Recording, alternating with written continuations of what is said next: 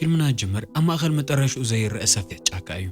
حدث أي بهدأت عسانا مدكلو بهندوت نحد جزء فترة حيال دمت يسمع بفرحة وعيتو زحوي فترة انتهى مخون نمرأي كتصبيد لين يوتو نمدحان دم هدمه أمونغ أوامن هدمن قالو حد فتيم كازي إمان نجر رخوه إذا ما منشو زي تفلته حد جزيف نقوح نبره زنقوح زي كافتا أستريتش تودقو عبي زبال نقوحو كا أزوز عبي إنيرو وسخسو قمت قد موسادو حد عبي ديناصور زنبريت وريقو زنور عبي نقوحو ناتو سلزنوره نموساد تملسه السو أيون كرم سكندات حيال دمت زوج زنور فطور بتخكل ديناصور مخاني الرقاقت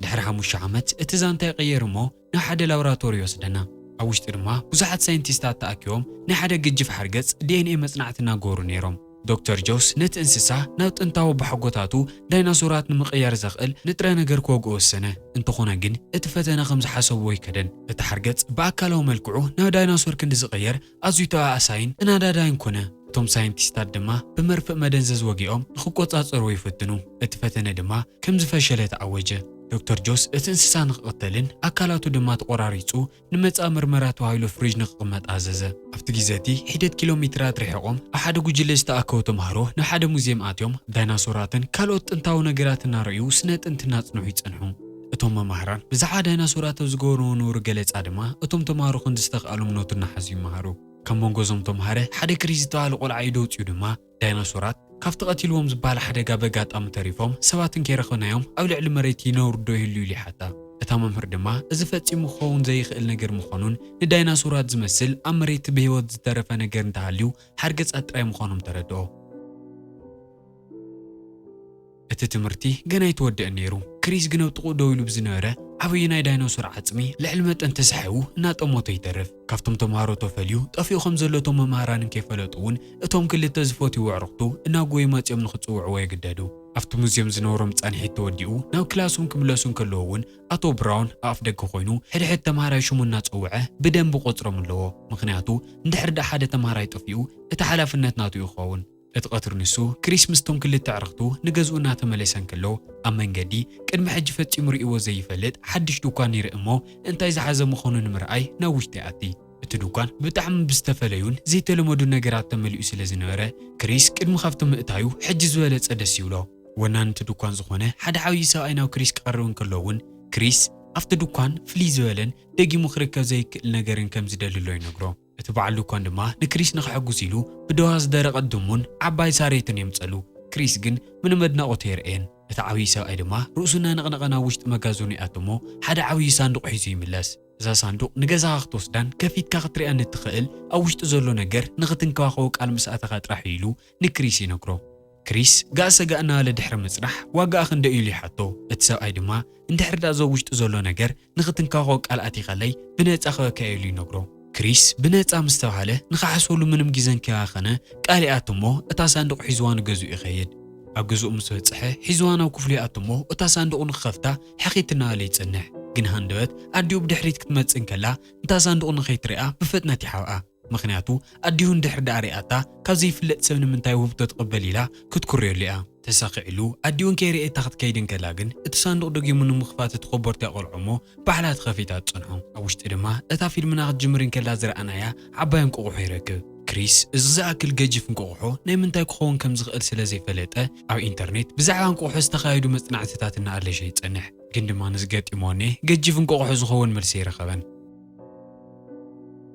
ሕጂ እቲ ሓቂ ክፈልጠሉ ዝኽእል መንገዲ ሓንቲ ጥራሕ እያ እታ እንቆቑሖ እስካብ ትጫጭሕ ብደንብ ገይሩ ክንከባኸቦሞ እቶ ውሽጡ ዘሎ ፍጡር ምስ ወፀ ንኽሪኦ ነታ እንቆቑሖ ብዝተሃመ ማይ ዝተኣለኸት ፎጣ ገይሩ ይኸድናሞ ምስ ስድራ ቤቱ ድራር ንምብላዕ ናብ ታሕተዋይ ክፍሊ ይወረድ ግን ውፅኢት እንታ እንቆቑሖ ንምርኣይ ብጣዕሚ ተሃንጥዩ ስለ ዝነበረ ድራሩ ክሳብ ዝውዳእ እኳ ኣይተፀበየን ቀልጢፉ ተሲኡ ድማ ይምለስ ናው ክፍሉ ከኣቶን ከሎ እታ እንቆቑሖ ንኽጫጭሕ ቀሪባ እናተንቀሳቐሰት ፀንሖ ብዙሕን ከይዶም ጎየ ድማ ሓደ ደቂቕ ዳይናሶር ካብ ውሽጢ ይወፅእ ክሪስ እዚ ክርእን ከሎ ኣዒንቱ ክኣምን ኣይከኣለን ንጉሆ ስለ ዳይናሶር ስለ ዘውጋዕ ኹዶ ይኹን ኣብኡ ደቂሰ ይሓልም ኣለኹ ኢሉ ድማ ይጥርጥር እዚ ንእሽተይ ፍጡር ግን ምንም ኣይመሰሎን ኣብቲ ክፍሊ እናጎየ ብዙሕ ነገራት ምስ ወደቐ ጎዩ ናብ ትሕቲ ዓራት ይኣቲ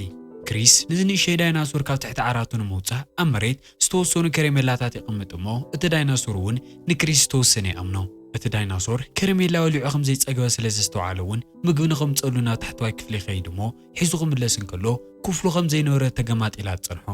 ክሪስ ነዚ ዳይናሶር ቅርብ ኢሉ ክሪኦ እንከሎ ቅድሚ ሰከንዳት ካብ ዝነበሮ ብጣዕሚ ጎቢዙ ከም ዘሎ ይስተውዕል እሞ ኣልበርት ኢሉ ሽም ንኸውፀሉ ድማ ይውስን። ካብቲ ሰዓት እንዳሓር እቲ ዳይናሶር እውን ሽሙ ዝፈለጠ እዩ ዝመስል። ከም ናይ ገዛ እንስሳ ድማ ምስ ክሪስ እናተጫወተ ይምሺ። እቲ ምሸት ንሱ ክሪስ ንኣልበርት ዝኸውን መደቀሲ ዝነበሩ ኩሉ ክዳውንቱ ገይሩ የዳልየሉ።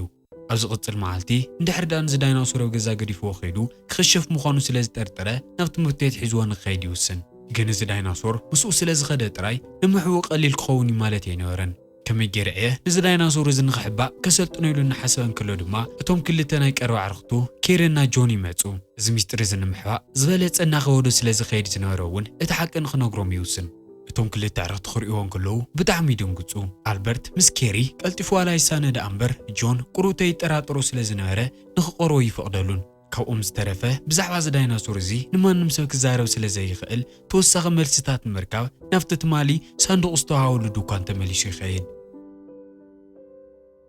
ይኹን ዳ እምበር ናብ ውሽጢ ክኣቱ እንከሎ ፈፂሙ ዘይተፀበዮ ነገር ይፀኒሕዎ። እቲ ድኳን ካብቲ ትማሊ ዝረአዮ ብጣዕሚ ዝተፈለየ እዩ ነይሩ። እቲ ልዕሊኡ ዝገረሞ ነገር ግን እቲ ትማሊ ዘስተኣናገዱ ሰብ ኣይነበረን። ኣብ ክንድኡ ሓንቲ ዓባይ ሰበይቲ እያ ተቐቢላቶ። እቲ ድኳን ንሱ ንነዊሕ ግዜ ቤናቶም መሓድሮ ከም ፀንሐትን ሰራሕተኛ ዝበሃል ከም ዘይብላን ኣብ ዝሓለፈ መዓልቲ መፂኡ ካልእ ሰብ ክረክብ ከም ዘይኽእልን ድማ ትነግሮ። ግን ክሪስ ኣብ ድሕሪ እዛ ሰበይቲ ምስቲ ትማሊ ዘስተኣናገዱ ሰብኣይ ዝተለዓለ እታ ፎቶ ይርኢ እሞ ንሱ ምዃኑ ይነግራ። እታ ሰበይቲ እውን እታ ፎቶ ተልዕላ እሞ ቅድሚ ነዊሕ ግዜ ዝሞተ ሰብኣያ ምዃኑ ትነግሮ። ድሕሪ ጥሮቶኦም ህይወት ንምቕፃል ኢሎም ብሓደ እዚ ድኳን እዚ ከም ዝኸፈትዎን ግን ድማ ቅድሚ 5 ዓመት ናብ ጫካ ሓደ ግዜ ኸይዱ ደጊሙ ከም ዘይተመለሰን ከም ዘይተረኣየን ትነግሮ። ኩሉ ዝሰምዖን ዝገጠሞን ነገር ደናጊፅዎ ክሪስ እናተጓየየ ካብቲ ድኳን ይወፅ እሞ ኣነ ዲ ዓቢደ ወይስ ሕጂ እውን ይሓልም እየ ዘለኹ ኢሉ እናተጠራጠረ ይፀንሕ። ግን እቲ ብፓርቱ እቕሚጥኡ ዝነበረ ዳይኖሶር ደጊሙ ወፂኡ ክሪኦ እንከሎ ኣብ ትኽክለኛ ዓለም ከም ዘሎ ይረጋገፅ። ካሊእ ምንም መማረፂ ስለ ዘይነበሮ እውን ነቲ ዳይናሶር ሒዝዎ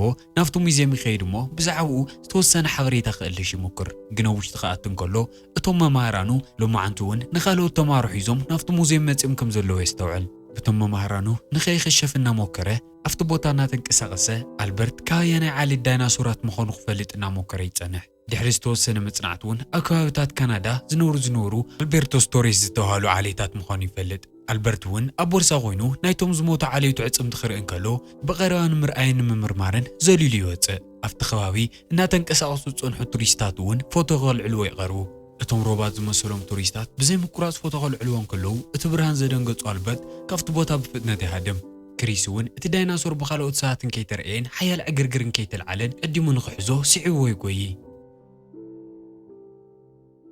ኣብ ተመሳሳሊ ሰዓት ዶክተር ጆስ ኣብቲ ሙዝየም ኣብ ካልኣይ ደብሪ ናብ ዝርከብ ላቦራቶሪኡ እናኸደ ይጸንሕ። ኣብ ውሽጢ ሮበርት ዝተባሃለ ኣርኪኦሎጂስት እናተጸበየ ይጸንሕ እሞ ኣብ ግዜ ኳዕቲ ዝተረኸቡ ሓደሽቲ ናይ ዳይኖሶራት ትርፍራፍ የርእዮ። ሮበርት ንዞም ናይ ዳይኖሶር ትርፍራፋት ብዙሕ ክኽፈሉ ሓሲቡ እኳ መፂኡ እንተነበረ ጆስ ግን ንዑ ዋጋ ዝበሃል ከም ዘይብሉ ይነግሮ። ምክንያቱ ጆስ እዚ ትርፍራፍ ዳይኖሶራት ዝእከበሉሎ ምክንያት ናይ ዲኤንኤ ሳምፕል ንምርካብ እዩ። እዚኦም ከዓ ልዕሊ መጠን ብሓመድን ግዜን ተወሊዖም ስለ ዝኾኑ ምንም ዲኤንኤ ክረኽበሎም ኣይኽእልን። ጆስ ድማ ንሮበርት እንድሕር ደኣ ዝደረቐ ዳይኖሶር ወይ ድማ እንቁሑኡ ክትረኽበለይ ክኢልካ ብጣዕሚ ይፅቡቕ ክኸውን፣ ምክንያቱ ካብኡ ፅሩይ ዲኤንኤ ክረክብ ይኽእል ኢሉ ይረድኦ። ሮበርት ድማ ከምዚ ዓይነቱ ነገር ብቐሊሉ ከም ዘይርከብን ኣመና ክባር ከም ዝኸውንን ይረድኦ። ጆስ ግን ጥራይ ይርከበሉ እምበር ኣድላይ ዝበሃል ቅርሺ ንምኽፋል ድልው ከም ዝኾነ ብደንቢ ገይሩ ይረድኦ። ክሪስ ንኣልበርት ንምሓዝ ኣብቲ ሙዝየም እናተጓየየ እንከሎ ግን ዶክተር ጆስ ናብ ላቦራቶሪኡ እናተመለሰ ይጸንሕ። እቲ ናይ ድሕንነት ካሜራ ቢሉ ድማ እቶም ክልተ መሓዙት እናተጓዩ ይሪኦም። እቲ ንሱ ዝሰርሐሉ ህንፃ ብህይወት ዝጎይ ዳይናሶር ክርኢ ፈፂሙ ስለዘይሓሰበ ድማ ብጣዕሚ ይድንገፅ እሞ ንኽሕዞ እናጎየ ይኸይድ። ኣብ መንገዲ ድማ ኣልበርት ዳይናሶር ዝበሃል ሪኦም ዘይፈልጡ ሰባት ብጣዕሚ ይደንግፅ ነይሩ። ድሕሪ ክንደይ ቅድድም ክሪስ ንኣልበርት ንኽሕዞ ቁርብቶ ይተርፎ። ግን ኣብታ ናይ መጨረሻ ሰከንድ ደጊሙ ይሃድም እሞ ካብኡ ርሒቑ ይኸይድ። ሕዚ ግን ንኣልበርት ስዕቦ ዝጎይ ዝነበረ ክሪስ ጥራይ ኣይኮነን ነይሩ። ዶክተር ጄስ እውን እቲ ዲኤንኤ ንምሓዝን ከምኡ ዝበሉ ብዙሓት ዳይናሶራት ሰሪሑ ሃብታምን ፍሉጡን ንምዃን ፃዕሩ ይቕፅል ኣሎ። ኣልበርት እናጎየ ድሕሪ ምጽናሕ ኣብ ጥቕኡ ዝነበረ ሩባ ናይ ባዕሉ ምስሊ ይርኢ እሞ ተደናጊፁ ናብ ተፀራሪ ኣንፈት ሙጋይ ይጅምር። ኣብ ልዕሊ ሓንቲ እምኒ ደይቡ ንምንጣር እናተዳለየ እንከሎ ግን ክሪስ ኣብታ ትኽክለኛ ሰዓት ቦርሱኡ ከፊቱ ናብ ውሽጢ እትዩ ሒዞ። ኣብታ ሰከንድ ንሳ ግን ዶክተር ጆስ ናብኡ መፂኡ እታ ቦርሳ ክምጡሎ ይፍትን እሞ ክሪስ ግን ኣብ ትኽክለኛ ሰዓት የምልጥ።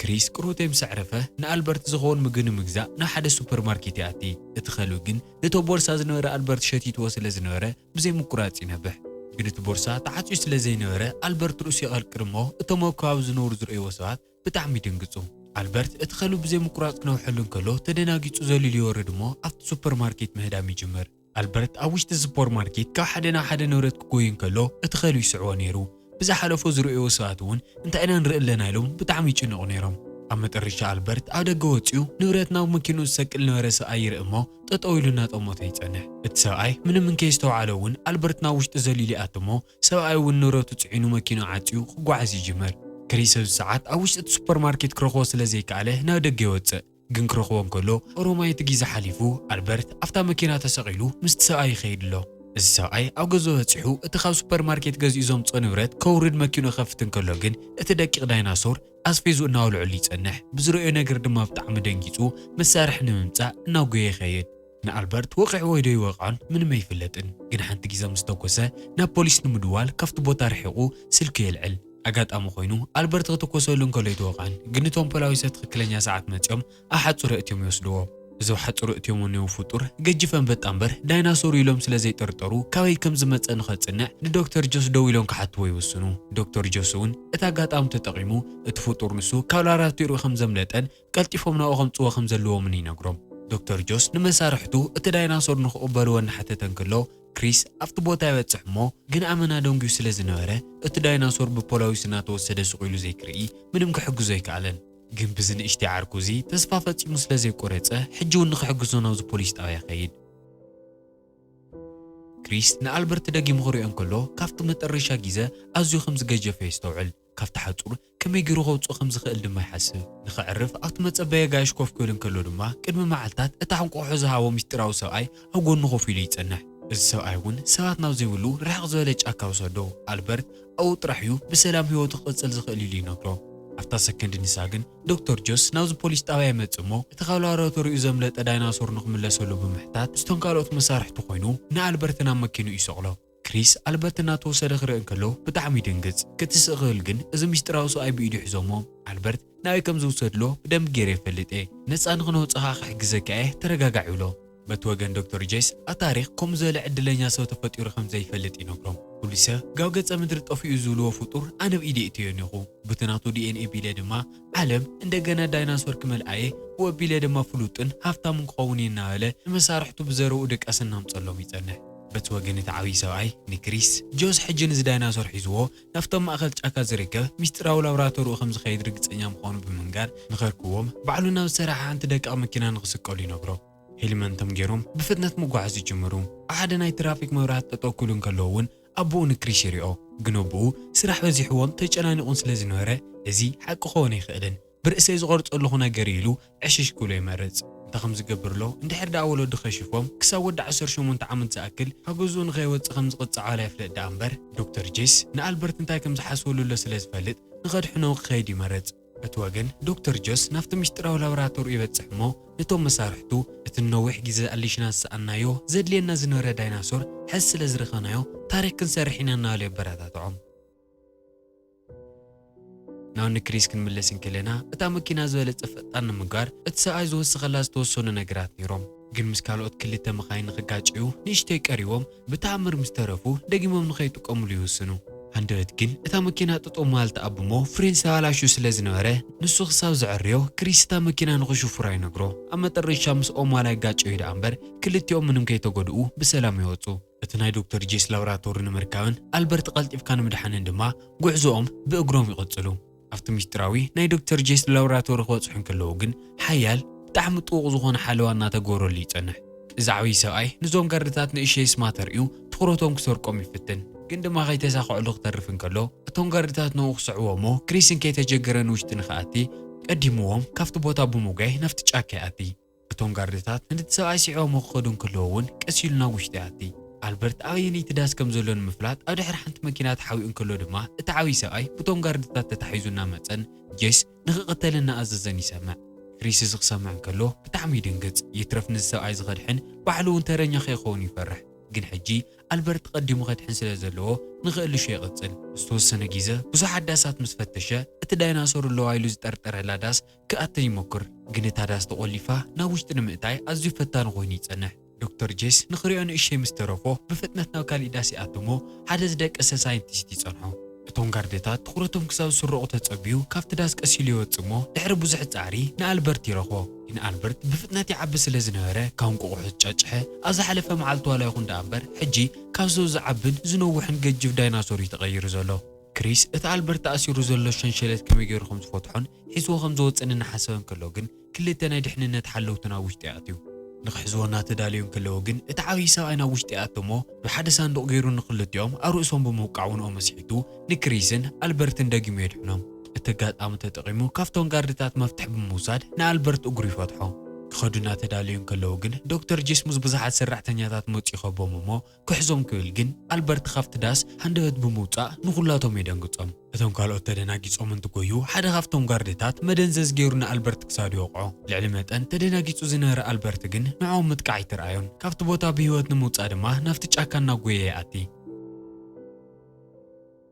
ሕጂ እውን እቲ ዳይናሶር ንምድሓን ፅዕሩ ነበሩ ክሪስና እቲ ዓብዪ ሰብኣይ እውን ስዒቦሞ ናብቲ ጫካ እናጎየ ይኣትዩ ዶክተር ጄስ እቲ ዕድሙ ልክኡ ተጸቢዩ ደጊሙ ዘይረኽቦ ኣጋጣሚ ንኸየምልጦ ንኹሎም ዝነበርዎ ሰራሕተኛታት ንኽስዕዎምን ሒዞም ንኸምፅዎምን ይእዝዝ እቶም ሳይንቲስታትን ወታደራትን ነዚ ዳይናሶር ብሂወት ንምሓዝ እናመከሩ ድማ ኣብቲ ውሽጢ ጫካ ሓያል ቅድድም ይጅመር እቲ ዓብዪ ሰብኣይ እናመርሖም ኣብቲ ጫካ ንነዊሕ ግዜ እናጎዩ ይጸንሑ እሞ ጽብቕቲ መሓኢት ቦታ ከም ዝፈልጥ ነጊሩ ንሓደ ቦታ ይወስዶም ግን ኣብ መንገዲ ኣመና ተደናጊፁ ዝነበረ ኣልበርት ዝተፈለየ መንገዲ ወሲዱ ይፍለ እሞ ክሪስ ንዕኡ ንምድሓን እናጎየ ይምለስ ቁርብተይ ምስ ኣረጋግዖ ድማ ንኽስዕቦ ይነግሮ ኣልበርት ክሪስና እቲ ዓብዪ ሰብኣይ ኣብ ድሕሪ ሓንቲ ዓባይ እምኒ ይሕብኡ እሞ እቶም ሳይንቲስታት ስዒቦሞም ይመፁ ግን ምንም ኣሰር ክረኽቡ ስለዘይከኣሉ ንኦም ሓዲጎም ናብቲ ውሽጢ ጫካ ብደንቢ ንምእላሽ ይኸዱ እቶም ሰለስተ ኣዕርኽቲ እውን ካብቶም ሳይንቲስታትን ወታደራትን ንምምላጥ ብተጸራሪ ኣንፈት ምጉያዮም ይቕጽሉ ናይቶም ሳይንቲስታት ርጋጽ እግሪ እናቐረበ ከም ዝመጽሎ ዘስተውዓለ ዓብዪ ሰብኣይ ግን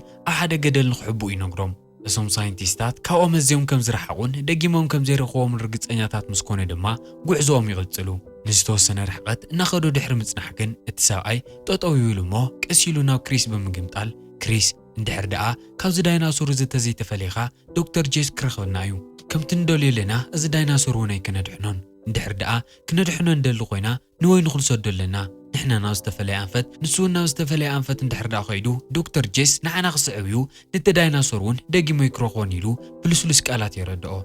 ኣልበርት ሰባት ፈፂሞም ናብ ዘይረኽቦ ቦታ ኸይዱ ብሰላም እንትነብር ክሪስ ግን ናይ ግድን ገዝኡ ክምለስ እኒዎ ክሪስ ግን እዛ ሓሳብ እዚ ፈፂሙ ይፈትዮን መጀመርያ እዛ እንቋሖ ክትበንን ከለኻ ናትካ ሓላፍነት ይሓቂልካኒ ሕጂ ቃል ይዓፅፍን ክሳብ መጨረሻ ድማ ንኣልበርት ክንከባኸቦ ኢሉ ደረቕ ኢሉ ይጸንሕ ግምጥል ኢሉ ንኣልበርት ክሪኦ እንከሎ ግን እዚ ዓብዪ ሰብኣይ እንታይ ከም ዝብለሎ ብደንቢ ገይሩ ይርድኦ ንኣልበርት ተሰናቢቱ ንሓደ ኣንፈት እናጎየ ይሪኦ እሞ ምዛ ዓብዪ ሰብኣይ ኮይኖም ብተጻራሪ ኣንፈት ከምቲ ዝሓሰብዎ ይጎዩ ብሕዚኦም ንኣልበርት ኣዝዮም እናናፈቕዎ ንዝተወሰነ ርሕቐት እናጎዩ ይጸንሑ እሞ ናብ ከተማ ዝወስድ ጽርግያ ረኺቦም ብጣዕሚ ሕጉሳት ይኾኑ ግን ሓጎሶም ንነዊሕ ግዜ ይጸንሐን ምክንያቱ ዶክተር ጄስ ምስ ኩሎም ሓለይቶም መፂኡ እንከይተጸበይዎ ኢዱ እትዮም እቲ ሳይንቲስት ገጢሞ ንክሳራ ንምቕባል ፈፂሞ ይተቐበለን ኣልበርት ናበይ ከም ዝሰደድዎን በበይ ገጽ ከም ዝኸደ እንድሕር ዘይነጊሮሞ ድማ ንኽልቲኦም ከም ዝቐትሎም እናነገረ እናፈራርሖም ይጸንሕ ግን ክሪስ ንኽዛረብ ፈቓደኛ ስለ ዘይነበረ ዶክተር ጄስ ንኽቐትሎም እናተዳልየ ይጸንሕ ሃንደበት ግን ፖላዊስ እናመፁ ይሰምዑ እሞ ዶክተር ጄስ ምስ ጋርድታቱ ሓዲጎም ክሃድም ይግደድ ክሪስን እቲ ዓብዪ ሰብኣይን ድማ እቲ ኣጋጣሚ ተጠቒሞም ዶክተር ጄስን ከይስዕቦም ተጠንቂቖም ብፍጥነት ናብ ከተማ ይምለሱ ኣብታ ንመጀመርያ ግዜ ዝተራኸቡላ ድኳን ኣፍ ደገ ክወፅሑ ከለዉ እውን ቁርበተይ ንምዕራፍ ኣብ ጥቕኦም ዝነበረ ኮፍ መበሊ ኮፍ ይብሉ ግን ዝኾነ ይኹን ናይ ዕላለ ርእስትን ገናን ከይልዓሉ እቲ ዓብዪ ሰብኣይ ንክሪስ ክሰናበቱ ይጅምር ወለድኻ ምኸድካን ምጥፋእኻን ከይፈለጡ ብፍጥነት ገዛ ክትምለስ ኣለካ ካብ ሕዚ እንድሓር ምሳይ ክትጸንሕ ይትኽእልን ኢሉ የረድኦ ክሪስ ምዛ ዓብዪ ሰብኣይ ኣድላዩ ዝኾነ ሰዓት ክራኸበ ኢሉ ብምእማን ንኽኸይድ ካብ ኮፍ ዝበለሉ ይትስእ እሞ እቶም ክልተ ኣዕርኽቱ ኣብ ቅድሚቱ ጸኒሖም ኣልበርት ናበይ ከም ዝኸደ ይሓትዎ كريس دما دسناولو ألبرت نافت ጫካ ሰዲዶ እየ ሕጂ ብሰላም ስለ ዝነብር ማንም ሳይንቲስት ኾነ ወታደር አለ ሽኽሮ ኾይ ይኽእልን ግኑ ዝኹሉ እንትፍጠር በይነይ ኖርኩን ክጅመር እንከሎ እታን ቆቕሖ ምዝረኸበን ዓብይ ሰብኣይ ከፋልጠኩም ኢሉ እንድሕሪት ግልጽ ክብል እንከሎ ግን እቲ ሰብኣይ ካብታ ኾፊልላ ዝነበረ ሃንደበት ተሰዊሩ ይጽንሖ ክሪስ እዚ ክፈልጥ እንከሎ ነቲ ሰብኣይ ብስነ ስርዓት ስለ ዘይተሰናወቶን ብውሑዱ ከዓ ሽሙ ምን ምዃኑ ስለ ዘይሓተቶን ቁርብተ ይሓዝን አመጠረሻ በሐዘንን ሃንቆታን ተመሊኡ ኢዶ ጽሊሉ ናፍቶ ውሽጥ ድኳን ይጥምጥሞ እቲ ሰብኣይ ቻው ኢልዎ ናፍቶ ውሽጥ ድኳን አትዩ እናተሰወረ ይርኦ አመጠረሻ ክሪስ እቶም ክልተ ዝፈትዮ ምዕርኽቱ ይጽውዕዎሞ እዚ ሁሉ ዝገጠሞ ነገር ዓዊዱ ወይ ሓሊሙ ብሕልኑ ዝፈጠሮ ነገር ዘይኮነስ ብትኽክል ዝገጠሞ ነገር ምዃኑ ሕጊስዎ ደስ ኢልዎ እናኸደ ፊልምና ይውዳእ ናይ ሎማዓንቲ ፊልምና ከም ዝተዘናጋዕኩም ፈጺመ ይጠራጠርን ካብ 17.5 ክሓልፈ ንስኹም ከክንዲኹም ክትዎ ኮመንት ጽሓፉለይ ደጊምና ብኻልኦት ሰሓብትን መሃርትን መዘናግዕትን ፊልምታት ክሳብ ንራኸብ ሰናይ ጽንሑ